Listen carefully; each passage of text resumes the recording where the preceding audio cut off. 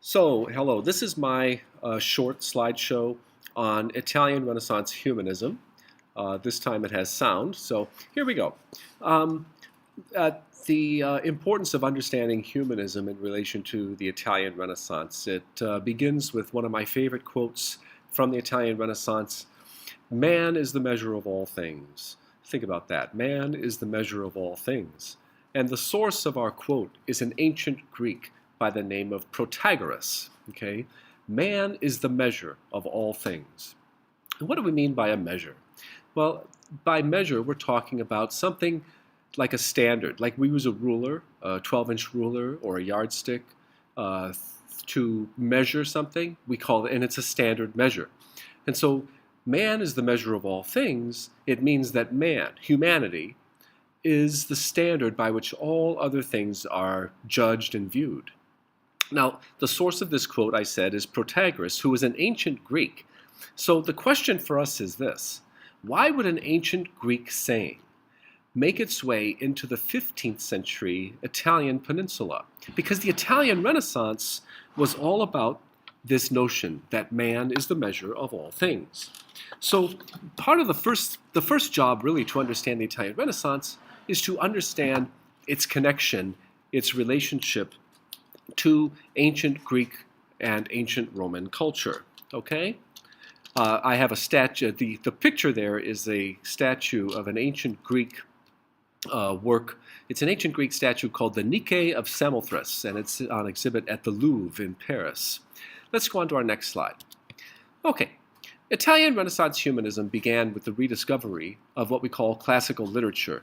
Now, for this unit, when we study the Italian Renaissance, it'll be very helpful for you to review your notes on ancient Greece and ancient Rome, because the Italian Renaissance was all about rediscovering the cultures of ancient Greece and ancient Rome, or what we call the classical period. In 1453, the great city of Constantinople fell to the Ottoman Turks. Now remember that Constantinople was a great city for universities and learning. And some of the best instructors in Greek and Latin taught in Constantinople. When the city fell to the Ottoman Turks, those instructors in Greek and Latin fled the city, and they went to the Italian peninsula, and they settled in areas like Florence, Rome, Genoa, Venice, and Pisa, all the great cities, states of the Italian peninsula.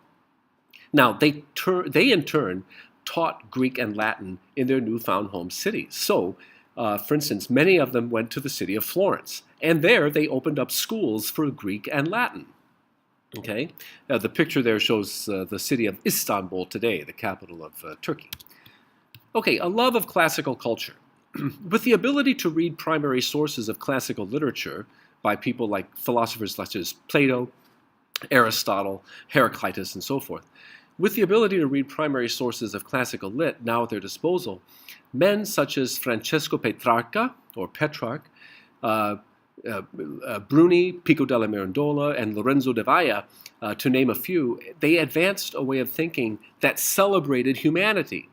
So rather than viewing humanity as sinful, lost, and lowly, the humanists, they viewed humanity as full of potential, the pinnacle of creation, and literally the measure of all things, because they admired the view of humanity that the ancient classical literature had.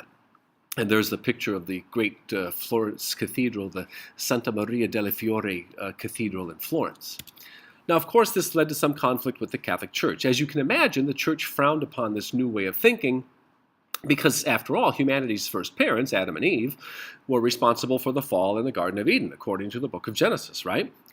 So many of the early humanists shared a love of classical literature and knowledge, but also a certain degree of faith in God. So this is not a matter of humanism being opposed to the Catholic Church. It's just that Catholicism it withheld encouraging humanism because it focused instead on the change in the view of humanity's state of being, that humanity was not viewed as a sinful, lost situation. And this is a painting of Pope Clement VI, who was the Pope at the start of the Renaissance in Italy. Finally, Italian Renaissance humanism and the art of the Renaissance.